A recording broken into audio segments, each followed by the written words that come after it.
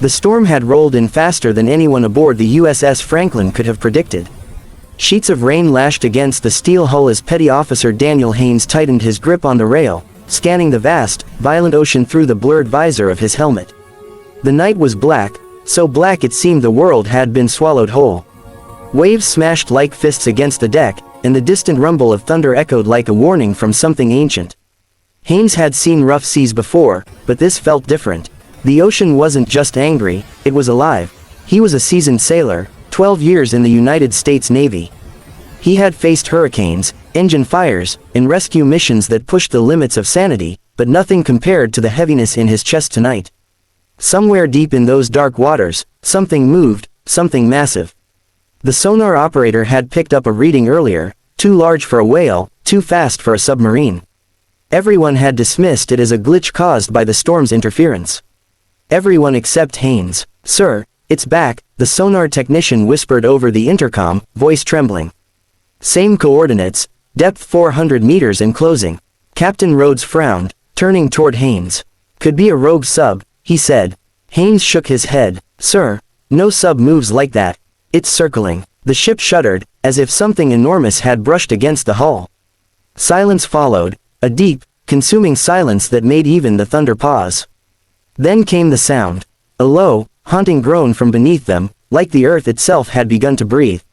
Every man on deck froze. "What the hell was that?" someone muttered. For a long moment, no one spoke. Then Haynes said quietly, "It's not a sub. It's something else." Hours earlier, before the storm hit, they had been running a standard training exercise off the coast of Guam. Routine patrol, calm seas, laughs on deck, coffee in hand. Haynes had received a video call from his wife, Sarah, and their little boy, Eli. The boy was only 6 but already proud that his dad was a sailor. "Bring me a seashell from the biggest fish in the ocean, Daddy," Eli had said, grinning through the screen. Haynes laughed. "You got it, buddy. The biggest one I can find." Now, staring into that black expanse, Haynes realized he might have made a promise he couldn't keep. Another rumble, closer this time. Then, out of nowhere, the ocean split. A shape emerged from the depths like a mountain rising from the abyss. It was impossible, prehistoric. The spotlight caught the curve of something enormous, pale, and scarred. A dorsal fin the size of a sail. Water cascaded off it in silver sheets. The men stumbled back, some crossing themselves, others frozen in disbelief. "Megalodon," someone whispered. The word hung in the air like a prayer and a curse all at once. A legend come to life. The creature circled the ship, its outline barely visible beneath the surface, its eye glowing faintly in the gloom. Every instinct screamed to fire, to run, to call for backup. But Rhodes hesitated. The sonar showed no aggression, just curiosity. For hours, the storm raged, but the creature didn't attack. It watched. When dawn finally broke, the sea calmed as though nothing had happened. Only the dents on the hull and the shaken hearts of the crew remained as proof. They reported the sighting through encrypted channels, expecting ridicule or disbelief. Instead, Washington went silent. Orders came to stay put and collect data. But Haynes couldn't shake the feeling that this wasn't just a sighting. It was a message. Over the next few days, more sightings poured in, fishermen, cargo crews, even a Japanese Coast Guard vessel reported glimpses of a massive shadow trailing their routes.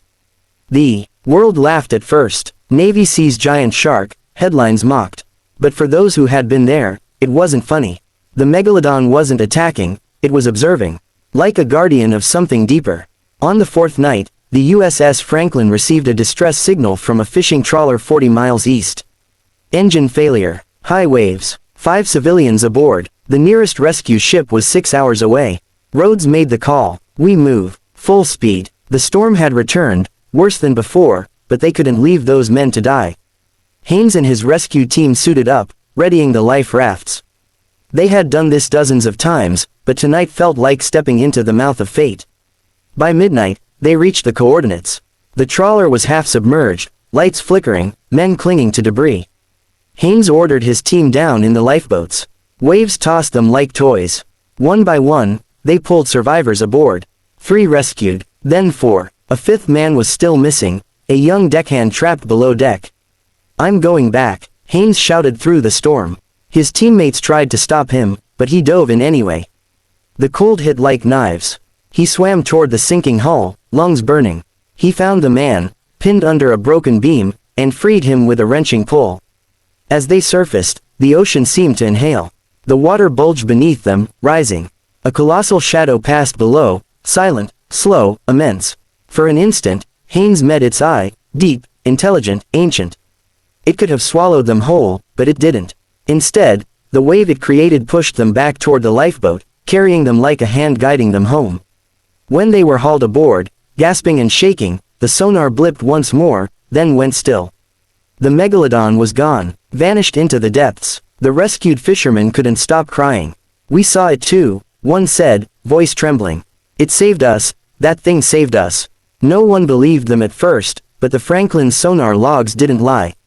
The data showed a massive displacement behind the trawler at the exact moment of the rescue, matching the creature's size and movement. It had surfaced not to hunt, but to help. Word spread quietly through the fleet. The ocean had its own protector now, they joked, half fear, half faith. But Haynes knew better. That night, lying in his bunk, he thought about how easily nature could destroy them all, and how, somehow, it had chosen not to. Maybe kindness wasn't limited to humans. Maybe it lived in the deep too, in ways they couldn't understand. Weeks passed. The official report was classified, of course. Unverified anomaly, the document said. But for the men who lived it, it became legend. Haynes returned home months later, his ship docked and his duty done. When Eli ran to him at the pier, the world suddenly felt small and safe again. Haynes lifted him up, pressing a shell into his palm, a small white one, smooth and perfect. "Did you get it from the biggest fish in the ocean?" Eli asked. Haynes smiled. "Something like that, buddy." They walked along the beach that evening, the sun bleeding gold across the horizon. The world had no idea what had lurked beneath those waters, what had chosen mercy over hunger, what had reminded a hardened sailor that life itself was a fragile gift. A year later, Haynes received a letter from one of the rescued fishermen. Inside was a simple note: "My daughter was born last week. We named her Hope. Thank you for saving us." Haynes sat quietly, the words blurring with tears. He thought about the moment in the sea, the weight of the storm, the eye in the dark, the push that had carried them home. He realized that kindness, in any form, was what kept the world turning. Whether from man or beast, it was the thread that held existence together. But the story didn't end there. 2 years after the incident, reports began again, this time off the coast of Chile. A research vessel captured sonar footage of an enormous life form moving gracefully near a collapsing oil rig. Hours later, a massive undersea tremor rocked the region, but the rig remained miraculously stable. When scientists reviewed the data, they found seismic waves had been redirected by an unknown force, like a barrier. The lead researcher, a quiet woman named Drive Lynn, watched the playback and whispered, "It's protecting us." The world never got confirmation. The Navy denied everything, but deep in the Pacific, sailors began leaving small offerings at sea, coins, shells, bits of rope, tributes to the unseen guardian below. They called it, the Old One, the deep kindness, the Megalodon that remembers. Haynes grew older, serving out his last years with honor. When he finally retired, he took his family to the coast of Maine.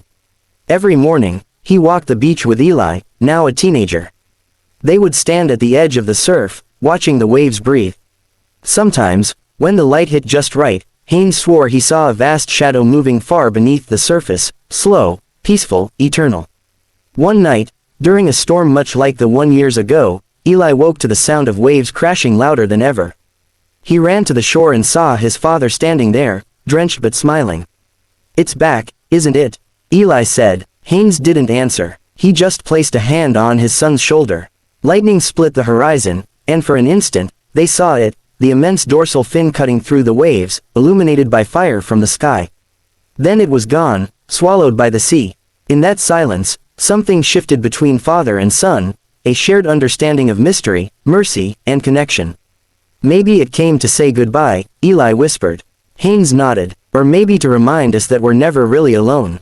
Years later, long after Haynes had passed, Eli followed in his father's footsteps, joining the Navy. On his first deployment, his ship passed through the same waters near Guam. The sonar pinged once, an echo from the deep. He smiled, knowing exactly what it meant. He reached into his pocket, pulled out that same white shell, and dropped it gently into the sea. The ocean was calm that night, the stars endless. Somewhere far below, something ancient stirred, circling once before sinking back into the dark, content, protective, kind. And though no one ever saw it again, sailors would still whisper about the day a megalodon surfaced not to destroy, but to save. They'd tell the story around mess tables and under starlit decks, a tale not of terror, but of faith. Because in the vastness of the sea, where life and death danced on a blade of salt and time, even the fiercest creature had shown compassion. And maybe, just maybe, that was the greatest miracle of all, that even in the darkest depths, kindness could still find its way home.